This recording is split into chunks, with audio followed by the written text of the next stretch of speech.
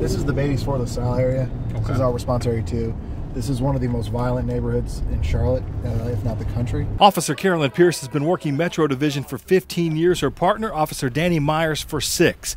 After years of struggle, they're seeing a change in the neighborhoods they serve. They're still transitioning. We still have some, the same issues that we've always dealt with, but it's just not nearly on the level of what it used to be. They took me through Metro's 3 response areas, 13 square miles of historic and older communities with a diverse population. It's an area of Charlotte with a proud history, but one that has seen tough times and more than its share of violent crime. Is the bulk, would say, of the crime that we see within Metro, is it drug related? Is that?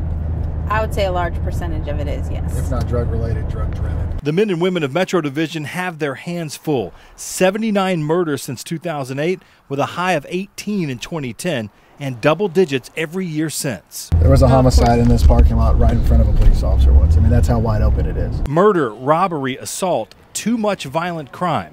And with an increasing focus on how they do the job. Is this the most difficult time, to be a police officer that you've ever encountered? Oh yeah, by far. It's incredibly difficult. By far. I'd explained to a kindergartner the other day. His mother asked me to explain to him that police weren't out just to kill people. That's incredibly heartbreaking. Sometimes there's a disconnect, a communication gap between police and the people they protect and serve. Metro officers are always working to bridge that gap, especially with young people. They're carrying guns and selling drugs, and I'm sure it happened 10, 15, 20 years ago, but it just seems like it happens a whole lot more now. There's no fear anymore. But things are turning around. Many Metro neighborhoods have new people moving in, mixing in with those who have always been there. The community wants something more, a different way of life. So they do something, but the prostitutes and the crackheads. Which house? The yellow one.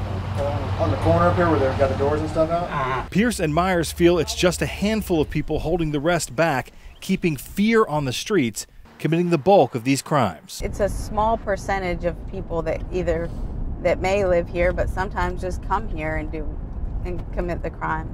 You have some people that's going to feel the type of way because maybe they're doing the wrong things, but you have the police that's protecting the people and make sure the community is safe, where we can feel safe and like they serving their purpose. Residents like Chaz Bush, who live in the Lakewood neighborhood, say it's the relationship between CMPD's Metro Division officers and the community that is driving the change. Back in September, I got shot. And I didn't even lay out there a good 1 minute. They came right to the scene, made sure I was comfortable, and on a daily basis every week check with me, make sure I was comfortable, and they try to make sure the community is getting safer and safer. I know for me, that's the only thing that keeps me going some days. Because of what I do, I have a close relationship with the people in the community, so I know that they appreciate what we're out here doing.